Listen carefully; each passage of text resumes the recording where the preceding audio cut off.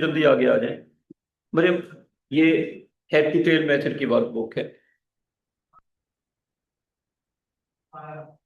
अच्छा, जिस तरह वो रेजोल्यूशन वाली वर्कबुक थी, ये अब इसमें हेड टू टेल मेथड के नोट्स हैं सारे।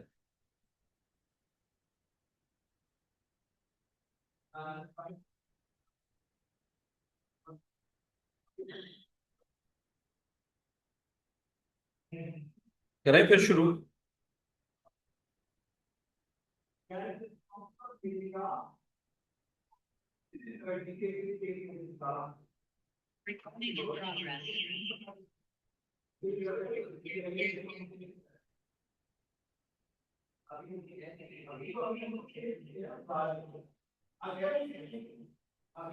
वैसे आप उस तरफ बैठो, साथ वाले कमरे से बहुत आवाज आती है।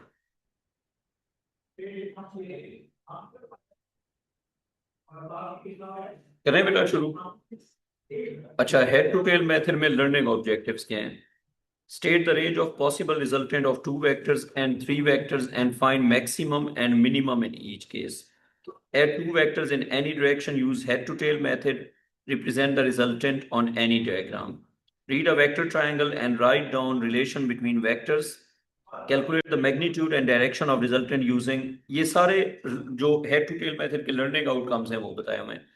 Calculate the resultants in non-right triangles using sine rule and cosine rule. Subtract vectors. Recognize the three forces in equilibrium for a closed triangle. अब हम शुरू करते हैं, ठीक है।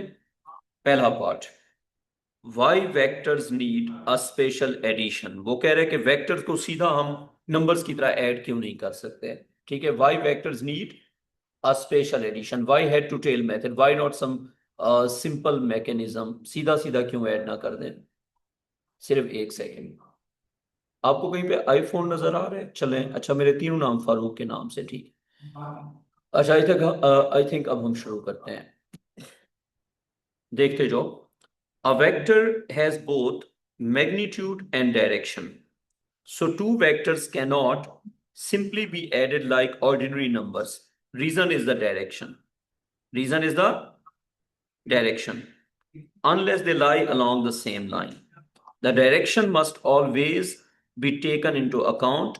Quantities with magnitude only add normally. वो कह रहे हैं कि स्केलर्स को हम 2 + 2 4 कर सकते हैं, वेक्टर्स को हम 2 + 2 4 नहीं कर सकते। बात समझ आ गई? तो पहला हमारा हेडिंग क्या था कि वेक्टर्स को सिंपल तरीके से ऐड क्यों नहीं कर सकते। बात समझ आ गई क्यों नहीं कर सकते? Because they have a direction. अच्छा, अब जो है ये हमने फिल करना है। पहला sentence, a vector quantity has both dash and dash. क्या लिखेंगे यहां पे? हाँ, फिल करो। Magnitude and direction. तो वैसा बेटा, a vector quantity both has magnitude and direction. आगे चले गए। Two forces 4 Newton and 3 Newton act on the same object. If both point in the same direction, the resultant will be। वो कह रहे हैं कि अगर दोनों सेम डायरेक्शन में होंगी तो रिजल्टेंट क्या होगा? 7 Newton। If they both point opposite direction, the resultant is 1 Newton। समझ आ गई बात? सेम डायरेक्शन में होंगी तो ऐड हो जाएंगी और अपोजिट डायरेक्शन में होंगी तो सब्ट्रैक्ट हो जाएंगी। अब जरा ये नीचे देख लो, ए पार्ट में क्या कहा हुआ है? सेम डायरेक्शन में होंगी तो ऐड करेंगे। 4 Newton 3 Newton सेम डायरेक्शन, क्या बन जाएगा रिजल्टेंट? 7 Newton। तो वैसा बेटा 4 Newton 3 Newton सेम डायरेक्शन है या अपोजिट डायरेक्शन है? अपोजिट डायरेक्शन है, तो रिजल्टेंट क्या बन जाएगा? 1 Newton। क्यों सब्ट्रैक्ट हो गया? क्लियर यहां तक? अच्छा, अब नीचे देखें। Sign convention. साइन कन्वेंशन, बेटा लेट हो गए हो, इधर हो, ये जल्दी से ले लो नोट्स। अच्छा मरियम, मैं इस तरह के नोट्स क्यों ले आता हूं? क्योंकि इसमें प्रैक्टिस साथ हो जाती है। वो जो नोट्स लिखते हैं नोटबुक के अंदर, वो ज्यादा बेहतर है या इससे आपकी बेहतर लर्निंग हो रही है? इस तरह मुझे लगता है कि प्रैक्टिस साथ हो जाती है ना, सवालात साथ आ जाते हैं। अच्छा, sign convention. if we take if we take to the right as positive, for example आप डायरेक्शन टुवर्ड्स राइट को पॉजिटिव लेते हैं, then a 3 Newton force acting to left is written as -3 Newton, यानी कि नेगेटिव हो जाती है। अच्छा, अब ये हेडिंग पढ़ो जरा, रेंज ऑफ रिजल्टेंट। अगर आप वेक्टर्स को ऐड करते हैं तो उसके रिजल्टेंट की रेंज कैसे फाइंड करते हैं? पहले हम 2 वेक्टर्स के लिए करेंगे, ब्रैकेट में लिख दो फॉर 2 वेक्टर्स, फॉर रुबैशा बेटा 2 वेक्टर्स। 2 वेक्टर्स की अगर हमने रेंज ऑफ रिजल्टेंट फाइंड करनी है तो उसका मेथड क्या होगा? हवरा हमने ये शुरू से स्टार्ट किया है और आप थोड़ी सी लेट हो गई है, ये वर्कबुक मैं ग्रुप में भेज चुका हूं।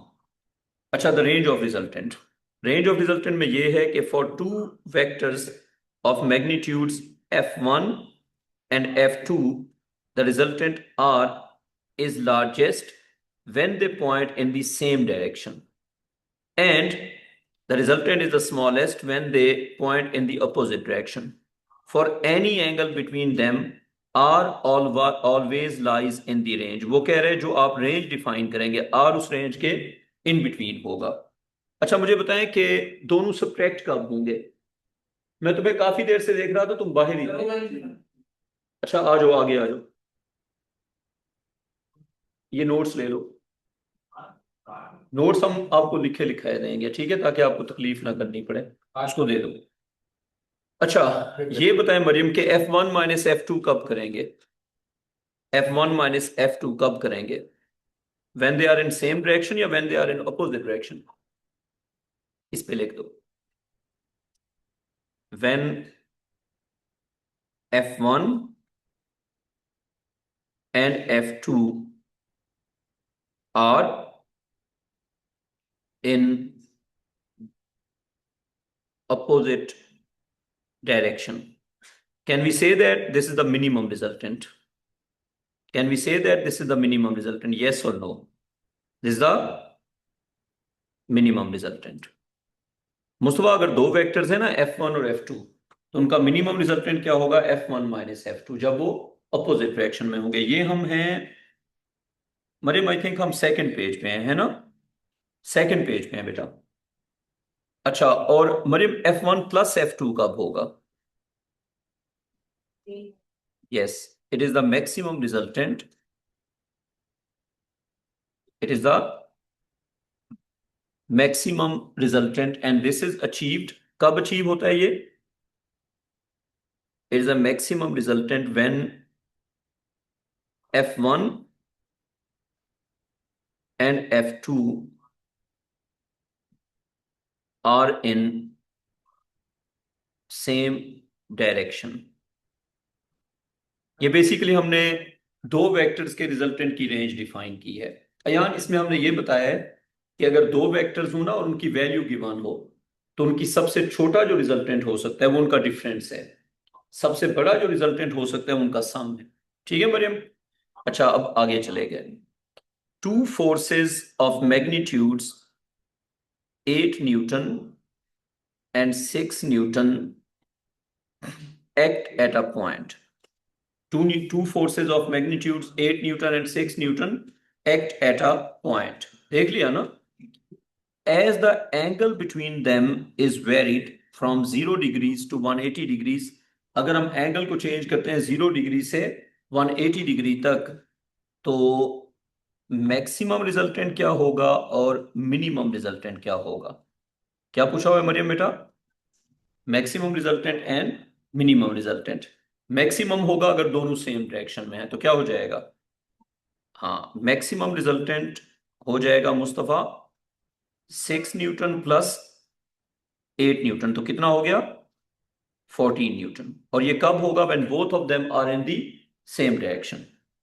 तो maximum resultant is 14 newton. Mustafa, minimum resultant क्या हो जाएगा? मिनिमम रिजल्टेंट हो जाएगा 8 न्यूटन माइनस 6 न्यूटन अगर वो अपोजिट होंगे, और ये कितना हो जाएगा? 2 न्यूटन। तो रेंज क्या हो गई? 2 न्यूटन से लेके 14 न्यूटन। नीचे वाला खुद फिल करो। इन दोनों का रिजल्टेंट 3 न्यूटन हो सकता है या नहीं हो सकता? इन दोनों का रिजल्टेंट 3 न्यूटन हो सकता है या नहीं हो सकता? अयान, इन दोनों का रिजल्टेंट 3 न्यूटन हो सकता है या नहीं हो सकता? अयला बेटा आप क्या कहती हैं, 3 न्यूटन इज पॉसिबल और not possible? 3 Newton is possible, Sir, is possible, is possible. Yes, क्यों? 2 to 14 बेटा, 2 to 14 के बीच में कोई भी वैल्यू हो सकती है। ये देखें, मिनिमम 2, मैक्सिमम 14। तो रिजल्टेंट क्या हो सकता है? 2 न्यूटन से लेके आयरा कहां तक हो सकता है? 14 न्यूटन तक। बेटा 2 to 14 कोई भी वैल्यू हो सकती है। मरियम 2 से लेके 14 तक एनी वैल्यू इज पॉसिबल। तो 3 न्यूटन पॉसिबल और not possible? And what about 15 Newton? Not possible. और इसकी एक्सप्लेनेशन में क्या लिखेंगे कि 3 Newton is between 2 Newton is less then 3 Newton and 3 Newton is, यानी कि हम ये कह रहे हैं कि 3 इज बिटवीन 2 and 14। क्या कह रहे हैं? 3 इज बिटवीन 2 and 14। इक्वल तो नहीं है ना, लेस और ग्रेटर है। तो 3 इसलिए है पॉसिबल। एंड 15 पॉसिबल क्यों नहीं है? 15 is 15 newton is not possible because 15 newton is not in the range. बात समझ आ गई? ये हमने क्या सीखा? How to find range of 2 vectors. ठीक। अब अपनी नोटबुक में इससे रिलेटेड कुछ मैं आपको क्वेश्चन देता हूं जो आप मुझे करके देंगे। क्वेश्चन थोड़े से डिफिकल्ट हो सकते हैं। क्वेश्चन लिखो, लिखो F1 is 4 newton, F2 is 3 newton. Question का first part, angle between F1 and F2 can be from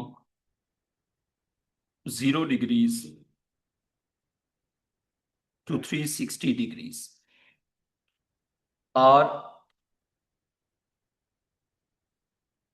R is the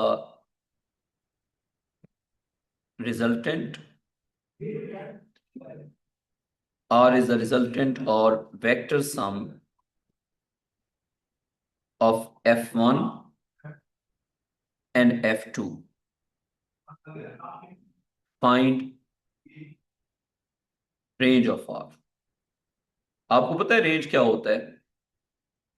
range होता है उसकी मिनिमम और मैक्सिमम वैल्यू बताना। क्या होता है रेंज यार? उसकी मिनिमम और मैक्सिमम वैल्यू बताना। तो आपने बताना है कि आर की रेंज क्या हो सकती है। बताओ आंसर।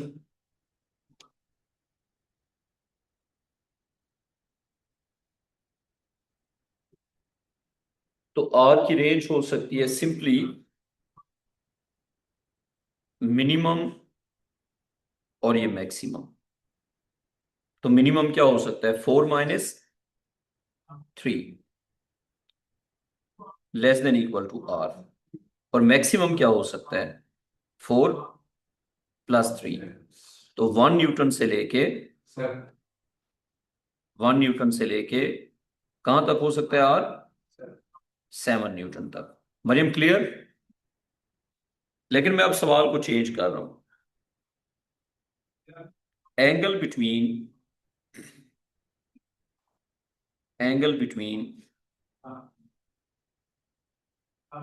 F1 एंड F2, ये डिफिकल्ट हो जाएगा। Can be from 90 degrees to 180 degrees. Find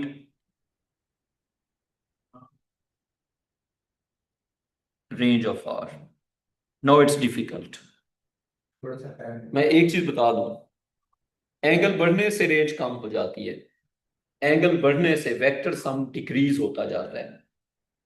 जब एंगल बढ़ता है ना वेक्टर्स के इन बिटवीन, उनका वेक्टर सम डिक्रीज होता है। 180 तक जितना बड़ा एंगल होगा वेक्टर सम उतना छोटा होगा।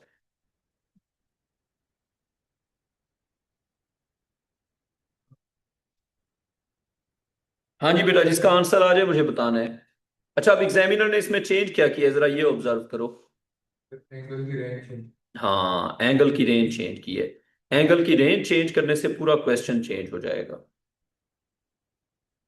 मरियम बेटा, एंगल की रेंज चेंज करने से पूरा क्वेश्चन चेंज हो जाएगा। अयान, तुमसे हुआ या नहीं हुआ? 0 से 180 तक एंगल बढ़ता जाएगा तो वेक्टर सम छोटा होता जाएगा, रिजल्टेंट छोटा होता जाएगा। तो मिनिमम रिजल्टेंट कहां पे मिलेगा? लिखो, for 90 degrees to 180 degrees. Mariam, अब हम कहां तक जा रहे हैं? 90 से लेके 180 तक। 180 पे मिलता। हाँ, और मिनिमम विल बी, हमारा छुट्टी पे है या बंक? पक्की पक्की बात बताओ। अच्छा, R minimum will be at 180 degrees और R maximum will be at 90 degrees. ये कब तक अप्लाई होगा? ये अप्लाई होगा 0 से 180 तक। जितना छोटा एंगल होगा उतना वेक्टर सम बड़ा होगा। आगे बात समझ? बेटा समझना है ना। देखो, 0 से लेके 180 तक सबसे बड़ा रिजल्टेंट आता है 0 पे। 0 से 180 तक रिजल्टेंट छोटा होता जाता है। 0 से 180 तक रिजल्टेंट क्या होगा? छोटा होगा। 0 पे सबसे बड़ा रिजल्टेंट, 10 डिग्री पे और छोटा रिजल्टेंट। आप इसको यूं समझ लो कि अगर मैं 0 डिग्री से 180 डिग्रीज तक, ये 0 डिग्रीज, ये 180 डिग्रीज, और मैं आपको कहता हूं कि रिजल्टेंट अगर आपने देखना है तो मैं सिर्फ समझाने के लिए बना रहा हूं, मुझे एग्जैक्ट ग्राफ की शेप मैंने नहीं ड्रॉ करनी, सिर्फ आपको समझाने के लिए मैं ये बता रहा हूं। आप ये देख लें, 0 से 180 तक क्या हो रहा है? रिजल्टेंट छोटा हो रहा है। यानी कि 30 और 60 में से 30 पे बड़ा आंसर मिलेगा, 20 और 40 में से 20 पे बड़ा आंसर मिलेगा, 10 और 50 में से ज्यादा बड़ा आंसर किस पे मिलेगा? 10 पे। तो 90 और 180 में से बड़ा आंसर किस पे मिलेगा? 90 पे। अच्छा, मिनिमम कहाँ पे होगा? 180 पे। और मैक्सिमम कहाँ पे होगा? 90 पे। पहले हम मिनिमम फाइंड कर लेते हैं। देखो, आर मिनिमम। बेटा, मैंने आपको ये बात समझाई है कि जितना छोटा एंगल होगा ना 180 की रेंज में, उतना रिजल्टेंट ज्यादा बड़ा होगा। अरे, आप समझ आ गई आप लोगों को? अच्छा, अब आर मिनिमम कहां पे होगा? 180 डिग्री पे। अब एक वेक्टर है कितना? 4 न्यूटन, और एक वेक्टर कितना है? 3 न्यूटन। मरियम, एक वेक्टर है 4 न्यूटन, एक वेक्टर है 3 न्यूटन। तो ये तो अपोजिट है ना, तो इनका जो रिजल्टेंट है वो ऑब्वियस है कि सब्ट्रैक्ट हो जाएंगे। तो 4 न्यूटन माइनस 3 न्यूटन। रुबैशा बेटा, आंसर बताओ। 1 न्यूटन। अब मुझे बताओ, मैक्सिमम 90 पे है ना, क्योंकि 90 सबसे छोटा एंगल है। अयान, मैक्सिमम कहां पे? 90 पे। क्यों? 90 सबसे छोटा एंगल है। तो लिखो, आर मैक्सिमम। आर मैक्सिमम पता है वो कैसे फाइंड करेंगे? एक वेक्टर 3 न्यूटन, दूसरा वेक्टर, दूसरा वेक्टर 4 न्यूटन। ठीक है? नहीं नहीं, अब मैक्सिमम फाइंड कर रहे हैं ना दोनों का। दोनों वेक्टर क्या है? 3 न्यूटन और 4 न्यूटन। अब मैक्सिमम कितने एंगल पे है? 90 पे। दो वेक्टर्स का एंगल 90। और हम करते क्या है? Head to tail method. जैसे अगर ये है 3 न्यूटन, आपको याद है ना ओ लेवल से दूसरा वेक्टर फिर इसके हेड पे बनाते थे। तो मरियम, दूसरा वेक्टर इसके हेड पे बनेगा। जब दूसरा वेक्टर इसके हेड पे बनेगा तो क्या हो जाएगा? 4 न्यूटन। ये समझ आ गई यहां तक? 3 न्यूटन उसके हेड पे, 4 न्यूटन। अब जो रिजल्टेंट है वो पहले के टेल से आखिरी के हेड पे होगा। हाँ जी, हाँ जी। अब ये जो आर है ये क्या होगा? R maximum. तो लिखो, R maximum is equal to 3 square plus 4 square, उसका अंडर रूट। क्या आंसर आ गया? 5 न्यूटन। अब मुझे बताओ रेंज क्या हो गई? मिनिमम से मैक्सिमम मरियम क्या हो गया? मिनिमम 1 न्यूटन था ना? 1 newton is less than equal to R is less than equal to 5 newton. ये सारा कुछ चेंज क्यों हो गया? क्योंकि मैंने एंगल को रिस्ट्रिक्ट कर दिया। क्यों चेंज हो गया मरियम? क्योंकि अयान एंगल को जब रिस्ट्रिक्ट कर दिया तो फिर रेंज जो है वो चेंज हो जाएगी। रुबैशा ये कॉपी कर लो बेटा। हो गया कॉपी? सर इसका हमने हेड टू टेल मेथड किया, फिर ऊपर हमने सब कुछ। ऊपर जब अपोजिट होते हैं तब करने की जरूरत नहीं है।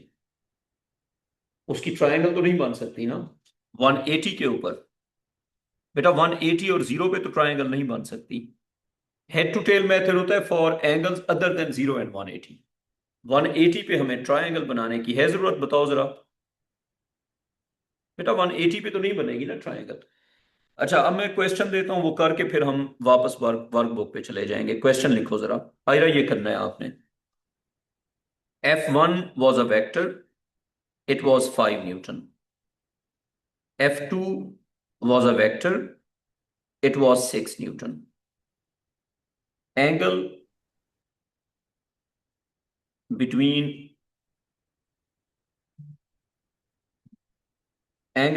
F1 and F2 can be from 0 degrees to 90 degrees. रुबैशा बेटा अब एंगल की क्या रेंज हो गई? 0 से लेके 90 तक। बेटा clear? 5 Newton, 6 Newton are two vectors, and angle between them can be from 0 degrees to 90 degrees. आया बेटा क्लियर? अच्छा अब मैं आपको बताता हूं कि आपने क्या आंसर करना है। फर्स्ट पार्ट लिखो। R is vector sum. R is vector sum or resultant of F1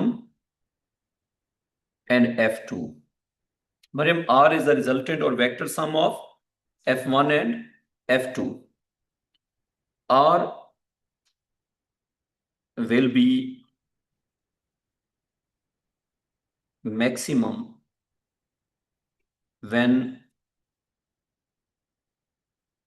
angle is dash. R will be minimum when angle is dash. वैसा बेटा ये फिल करना है। When angle is 0, 0 या 90? 0। अब समझ आ गई? और R will be maximum and minimum when angle is 90। अगर ये रेंज ना होती फिर 180। अगर ये रेंज ना होती फिर 180। अयान ये तो अभी रेंज गिवन है ना। अगर ये रेंज ना गिवन होती फिर हम कौन सा एंगल लेते? फिर हम लेते 180। रुबैशा कोई कंफ्यूजन है या समझ आ गई? अच्छा बच्चों अब आ जाओ सेकंड पार्ट पे। Find range of R. Find range of R. Mustafa जब रेंज कहते हैं उसका मतलब क्या होता है? रेंज का मतलब होता है find the minimum value and find the maximum value. क्या होती है range? Find the minimum value and find the maximum value. Ayan करो ये। तो पहले हम क्या कर लें? मैक्सिमम। हमारे मैक्सिमम जो है वो किस एंगल पे होगा? 0 डिग्री पे। 0 डिग्री पे हम ट्रायंगल नहीं बनाएंगे। What was your name? Sufiyan क्यों नहीं बनाएंगे ट्रायंगल? क्योंकि इसमें 90 ट्रायंगल बनेगा ही। हाँ very good, Opposite person. Very good.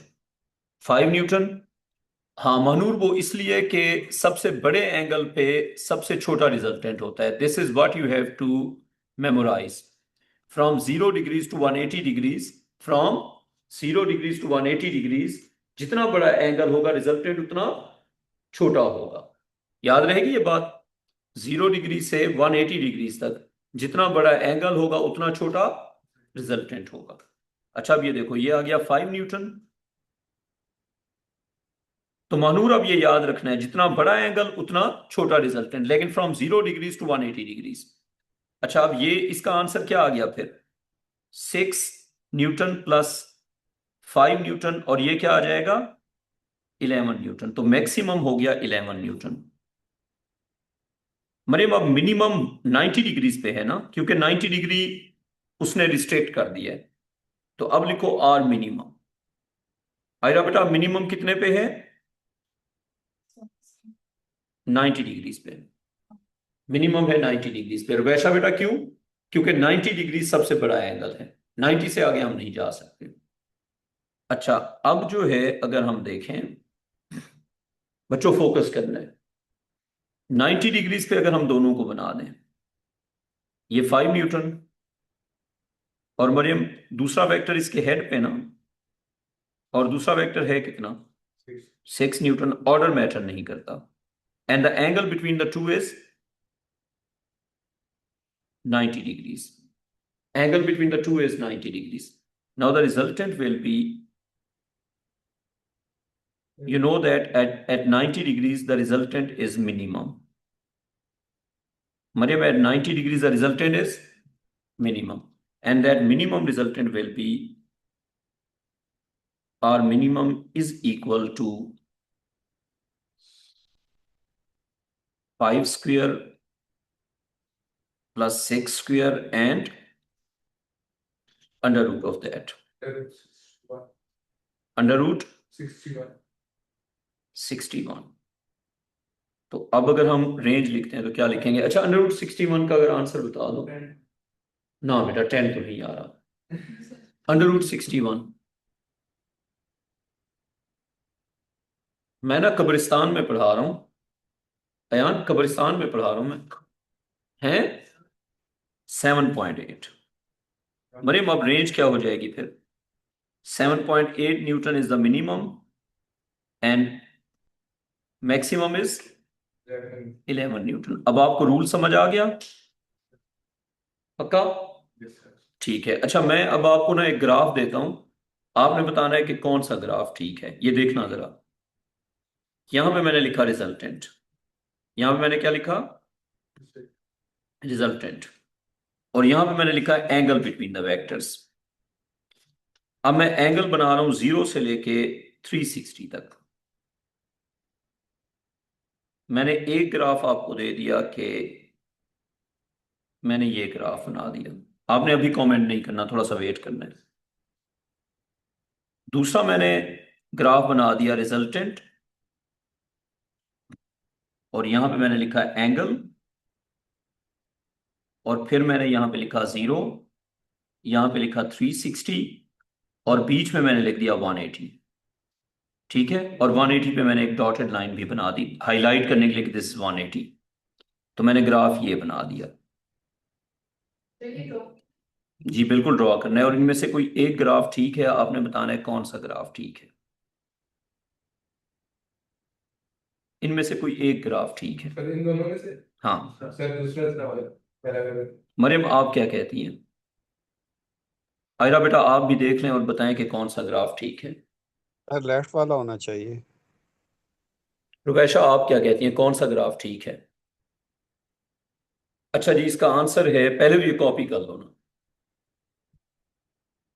Sufiyan तो बक्कल मत हो बेटा। अभी थोड़ी देर पहले आपको बताया था कि रिजल्टेंट मिनिमम होता है 180 पे। थोड़ी देर पहले मैंने आपको क्या बताया था कि resultant is minimum at, Mariam थोड़ी देर पहले मैंने क्या बताया था? रिजल्टेंट कहां पे होता है मिनिमम? 180 पे। और 360 इज लाइक 0। आपको पता है 180 के बाद फिर एंगल रिपीट होना शुरू हो जाते हैं। जब आप 180 से आगे जाते हैं वो 210 जो है वो 30 होता है।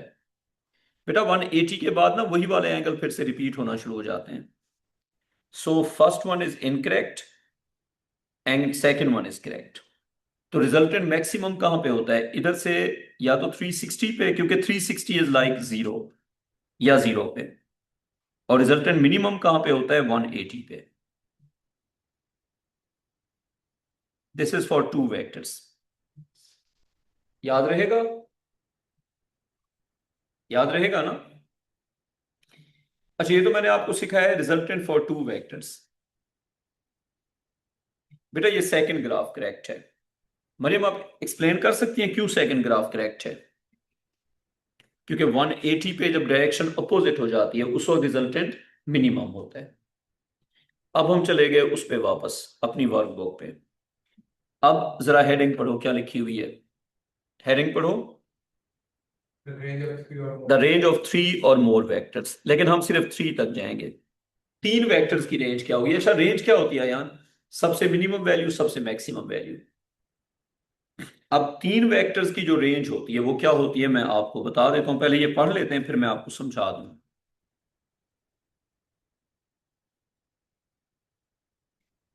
3 वेक्टर्स का सम मैक्सिमम कब होगा? बिल्कुल कॉमन सेंस की बात है, जब तीनों वेक्टर सेम डायरेक्शन में होंगे। If all the 3 vectors are in same direction at 0 degrees, then you will get the maximum sum. Maximum resultant will be achieved when all of them are in the same direction, and this is f1 plus f2 plus f3. इसको समझ लो फिर आगे चलते हैं। मरियम बात समझ आ गई? 3 वेक्टर्स का सबसे बड़ा आंसर कब मिलेगा जल्दी से बताओ? जब तीनों सेम डायरेक्शन में होंगे। और फिर क्या होगा? फिर जो है उन तीनों को हम ऐड कर देंगे। वैसा कोई कंफ्यूजन है या समझ आ गई बात? तो क्या बात समझ आ गई कि तीन ऐसे वेक्टर्स भी का रिजल्टेंट मैक्सिमम होगा? सर थोड़ा सा वेट कर लें। 3 वेक्टर्स का रिजल्टेंट मैक्सिमम होगा जब तीनों को हम ऐड कर देंगे। मिनिमम के थोड़े से रूल्स हैं। मिनिमम के थोड़े से रूल्स हैं जो कि पढ़ के शायद आपको समझ नहीं आएंगे, फिर मुझे एग्जांपल्स बतानी पड़ेंगी। Minimum, compare the largest vector with the sum of other two. मैं क्या कह रहा हूं? टोटल 3 वेक्टर है ना, सबसे बड़े वेक्टर को कंपेयर करो बाकी जो छोटे वाले हैं उनके सम के साथ। जैसे 8, 4 और 3। बड़ा वेक्टर कौन सा हो गया? 8। छोटे दो कौन से हो गए? इस सेंटेंस का मतलब यह है कि 8 को कंपेयर करो 4 प्लस 3 के साथ। तो क्या क्या पॉसिबिलिटीज हो सकती हैं? इक्वल हो सकते हैं, 8 ग्रेटर हो सकता है, 8 लेस हो सकता है, क्योंकि बाकी दोनों को हम ऐड कर रहे हैं ना। वो कह रहे हैं छोटे वाले दो को ऐड करो और बड़े वाले से कंपेयर करो। अयान समझ आ गई ये बात? अच्छा, compare the largest vector with the sum of the other two vectors. आगे क्या कहा हुआ है? इफ द सबसे बड़ा vector is less than sum of the other two. अगर आपका सबसे बड़ा वेक्टर, ये कंडीशन वो वाली नहीं है। ये इसको मैं टिक कर देता हूं। इसमें क्या कहा हुआ है? अगर सबसे बड़ा वेक्टर बाकी दोनों के सम से कम है, इसका मतलब ये है आपके वेक्टर्स हैं 6, 4 और 3। मरियम इनमें से सबसे बड़ा वेक्टर कौन सा है और दो छोटे वेक्टर कौन से हैं? अब ये सेंटेंस पढ़ो, if the largest is smaller than or equal to the sum of other two, यानी कि 6 को कंपेयर करो 4 प्लस 3 के साथ। क्या रिजल्ट आ रहा है? हाँ, तो कंपैरिजन क्या बन रहा है?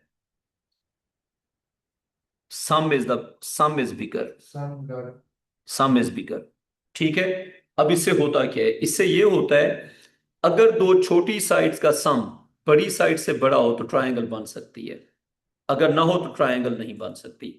बेसिकली जब आप ट्रायंगल बनाने लगते हैं ना और आपको साइड्स गिवन है, तो अगर फर्ज करें आपके पास साइड्स हैं 4, 3 और 2, आपके पास साइड्स हैं 6, 4 और 2, आपके पास साइड्स हैं 8, 4 और 2।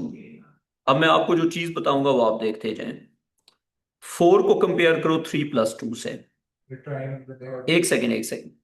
4 को कंपेयर करो 3 प्लस 2 से। कौन बिगर है, 4 या 3 प्लस 2? 3 plus 2 is bigger. बड़े वाले को छोटे वाले के सम से कंपेयर करो।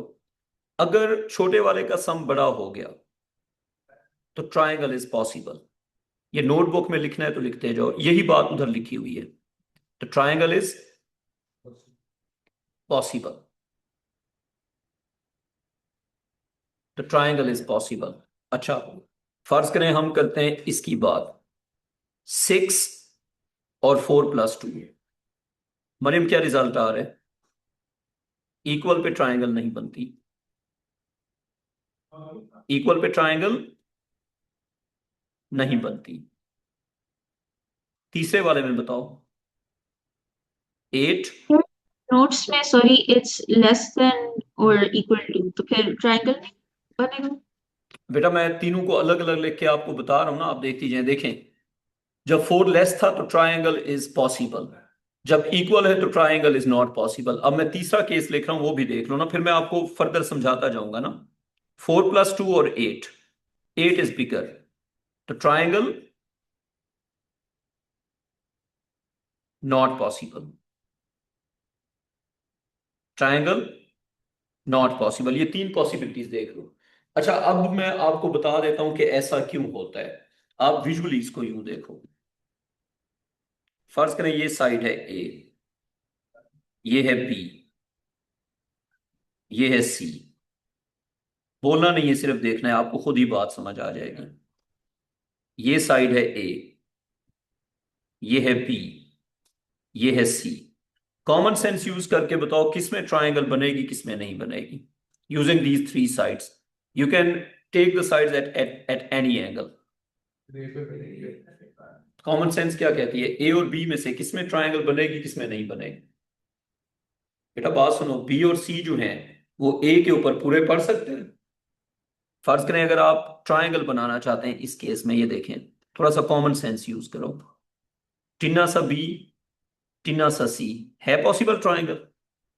बी और सी छोटे पड़ रहे हैं ना, यही बात हमने मैथमेटिकली लिखी हुई है। तो 3 रूल्स मैंने क्या लिखवाए हैं। छोटी साइड्स का सम अगर बड़ा होगा तो ट्रायंगल बनेगी, वरना नहीं बनेगी। सिंपल कर लो, छोटी साइड्स का सम अगर बड़ा होगा तो ट्रायंगल बनेगी, वरना ट्रायंगल नहीं बनेगी। तो ट्रायंगल बनने या ना बनने से क्या होता है वो मैं आपको बता दूंगा। फर्ज करें अगर ट्रायंगल बन सकती है, if triangle if triangle with given sides if triangle with given sides is possible। फर्ज करें आपको जो वेक्टर गिवन है 3, उससे अगर ट्रायंगल बन सकती है तो फिर रिजल्टेंट का जो मिनिमम होगा वो सिंपली 0 होगा। बात को याद भी रखना है, पॉइंट को पढ़ भी लो और याद भी रख लो। जो 3 साइड, फोन दोबारा यूज ना करना, जो 3 साइड्स आपको गिवन है, फोन बंद करके रखो। जो 3 साइड्स आपको गिवन है, अगर उनका मिनिमम 0 होगा, अगर उनका मिनिमम 0 होगा तो फिर अ, जो मैंने पॉइंट लिखा है वो बताओ क्या लिखा है, पढ़े बगैर। नहीं नहीं, पढ़े बगैर आप पढ़ के बता रही है ना, इसीलिए मैं कह रहा हूं कि फोन यूज नहीं करना। आप सुन लो, अगर ट्रायंगल बन सकता है तो मिनिमम जो है वो 0 होगा। तो वैसा बेटा, अगर ट्रायंगल बन सकता है तो मिनिमम क्या होगा, 0 होगा। और अगर ट्रायंगल नहीं बन सकता, अगर ट्रायंगल नहीं बन सकता, if triangle is not possible, if triangle is not possible, अगर ट्रायंगल नहीं है possible, in that case our minimum will be, ना ना ना ना, अगर ट्रायंगल नहीं बन सकता तो फिर आपको करना यह है कि जो मैं बताऊंगा वो केयरफुली देखना है। तो फिर आपने मिनिमम जो फाइंड करना है वो होगा बिगर साइड, वो होगा bigger side minus sum of smaller sides, bigger side minus sum of smaller sides. This is rule for the minimum of 3 vectors. This is rule for minimum of 3 vectors. अगर triangle बन सकती है तो कुछ भी करने की जरूरत नहीं है, इट्स 0। अगर नहीं बन सकती तो ये कैलकुलेशन। अब मैं एक टेबल दूंगा जिसमें मैं आपको दूंगा 3 वेक्टर्स, आप उनका बताएंगे मिनिमम और मैक्सिमम। ठीक है, अब आप एक टेबल बनाए अपनी नोटबुक में। टेबल में आपने क्या बनानी है बेटा, टेबल। टेबल में आपने 3 वेक्टर्स लिखने हैं। लिखो F1, फिर लिखो F2, फिर लिखो F3, फिर यहां पे is triangle possible? You will say yes or no.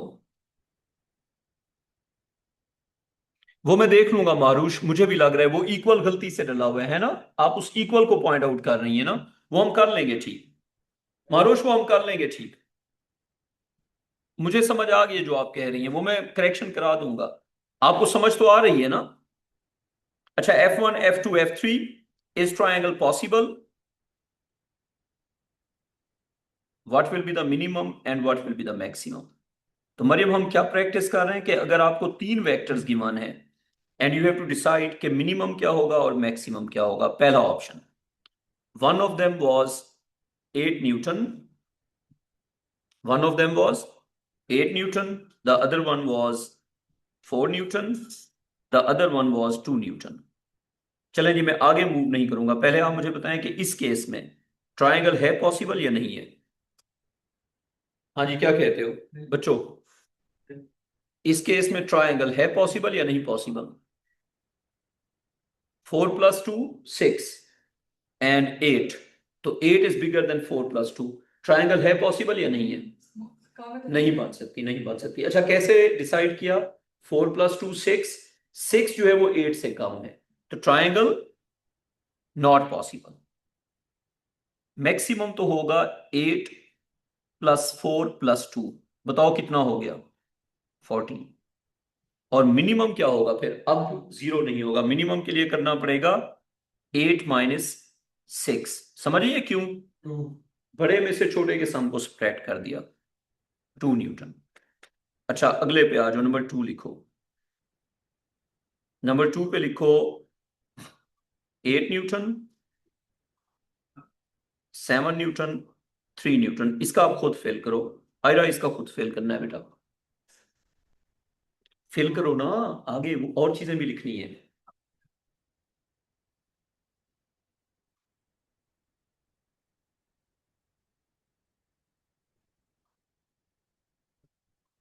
मेरे ना घर में है 3 बच्चे, और मुझे एकेडमी में बिल्कुल सेम फीलिंग आती है, उनके साथ भी बड़ा टफ टाइम मिलता है, तुम लोगों के साथ भी बड़ा टफ टाइम है। और ये जो हम है ना, हमें मिलीनियल कहते हैं ना जनरेशन को, हम सबसे अनलकी जनरेशन है। हमारे जो एल्डर्स थे ना, बहुत ही क्रूअल और बहुत ही जालिम किस्म के थे, और हमारे जो आगे वाले हैं, मतलब तुम लोग भी बड़े, मतलब अब समझ गए हो ना, हमारे जो बड़े थे वो हमें जूतियां मारते थे, हमारे जो बच्चे हैं वो भी हमें जूतियां मारते हैं। मतलब हमारे आगे पीछे ना हम सैंडविच हो गए, जो पीछे वाली जनरेशन है वो बड़े ही कुछ सख्त किस्म के लोग थे, और जो हमारी आगे वाली जनरेशन है वो भी बड़ी टफ जनरेशन है, हम बेचारे सैंडविच हो गए। इसके आगे कल करते हैं। ये आंसर इसका आंसर इसका आंसर होगा ट्रायंगल इज पॉसिबल, मिनिमम 0 और मैक्सिमम होगा 8। इसके आगे चल, ठीक है, नेगेटिव में नहीं जाएगा, वेक्टर का नेगेटिव काउंट ही नहीं होता। वेक्टर अगर नेगेटिव हो, वेक्टर में ना जो बड़ा छोटा होता है, इट्स जस्ट द मैग्नीट्यूड। मुसा, मेरा एक काम करोगे, अयूब भाई को कहो कि मुझे एक पानी की बोतल और एक जूस लेके दे दे।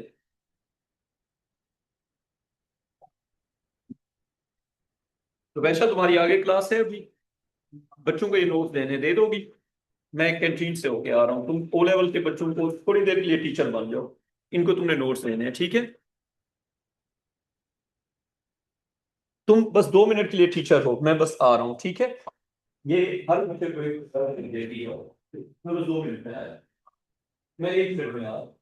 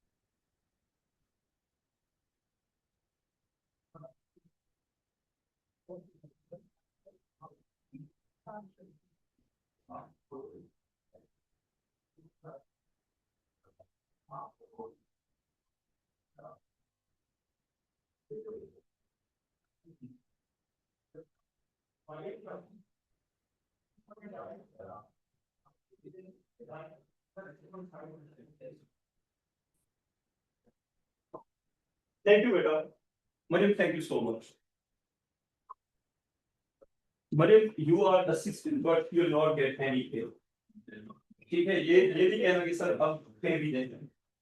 अली भाई बहुत ज्यादा पे दे देते हैं ना वो पीछे में। बिल्कुल सबको वर्कशीट।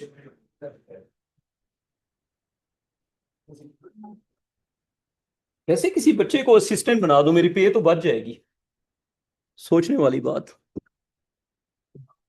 बच्चों पे ग्रुप में मैसेज भेज दूं। अच्छा, ये मोमेंटम की वर्कबुक मैंने बना ली है ताकि हमें बहुत ज्यादा लिखना ना पड़े, और थोड़े से पास पेपर भी डाल दिए। मरियम, थैंक यू बेटा। जी बेटा, आप बताएं। बस कल की हमारी क्लास चली गई थी, वो बस मसला था। आज फिर थोड़ी सी स्पीड पकड़ते हैं। हमारा मोमेंटम, प्रेशर और वर्क एनर्जी पावर है ना अभी। तो अभी ये वर्कबुक मोमेंटम की है, तो हम शुरू करते हैं।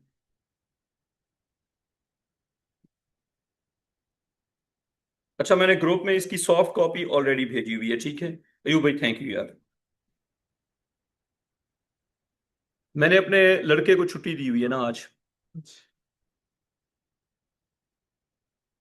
उसका मुझे मैसेज आया कि मेरे किसी की कोई पता नहीं शादी है क्या है, तो मैंने जाना है। मैंने कहा चलो चले जाओ।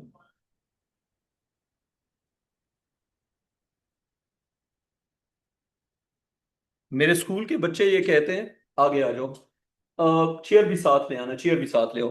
वो कहते हैं सर खुद तो बड़े बोरिंग इंसान है, हमारी जिंदगी भी बोरिंग की हुई है। तो इसको देखते हुए मैंने उसको छुट्टी दे दी है।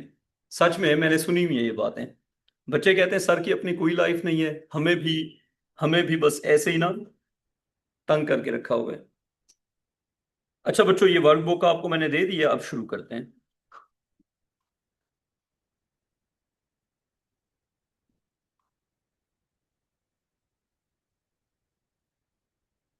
अच्छा, ये हो गया जी मोमेंटम।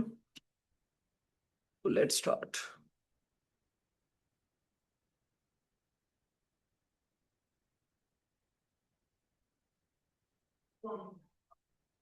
सबको मिल गई है वर्कबुक?